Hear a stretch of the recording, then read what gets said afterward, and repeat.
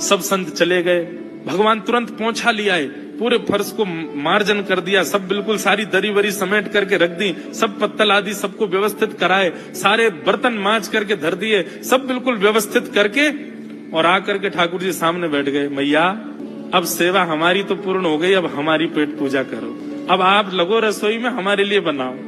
वो तो इतने भाव में आ गए, अरे मेरे लाला मैं अभी बना के लाती हूँ।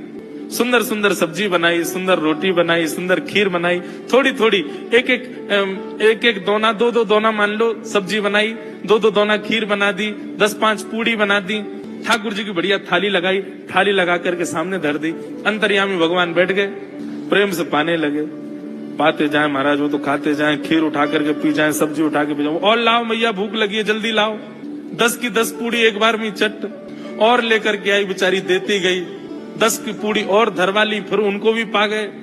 अब मैया ने इतनी सामग्री बनाई थी, बोले मैया भूख लगी है जल्दी जाओ, आटा मारो, फिर से सेको, बढ़िया लेके आओ सामग्री, आपसे हमने कही थी कि आपको हमको पवाना पड़ेगा। नहीं बेटा तू बिल्कुल बैठो रहे। अरे भैया मुझे तो लगी नेक्स्ट सो पेटया को, ये तो कुआ है पूरा, कितना डाल दो भरे कोई ना।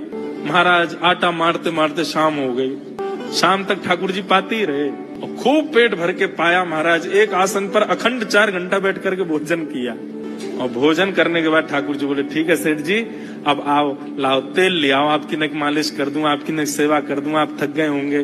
त्रिलोचन में नहीं इसकी नहीं क्यों नहीं है, तेल लेकर के उनकी मालिश भी कर दें। इस प्रकार चले। त्रिलोचन जी की पत्नी बेचारी पहले दिन तो कुछ नहीं बोली, दूसरे दिन भी कुछ नहीं बोली, तीसरे दिन उसके मन में आया, बोले ये क्या कर लिया हमने, सुबह जितना भोजन बनना चाहिए उतना तो ये अकेला ही पाता है, सुबह संतों का ये बना देता, पर शाम को इसके लिए जितना बनता वो संतों के बराबर ही बैठता है पूरा। त्रिलोचन जी कहते नहीं तुमको याद नहीं, उसने कहा था कभी कहना नहीं ऐसा। बोले हाँ नहीं मैं ध्यान रखूंगी, नहीं कहना है। लेकिन अंतर्यामी भगवान तो खूब प्रेम से घर के सारे काम कर रहे हैं उनके।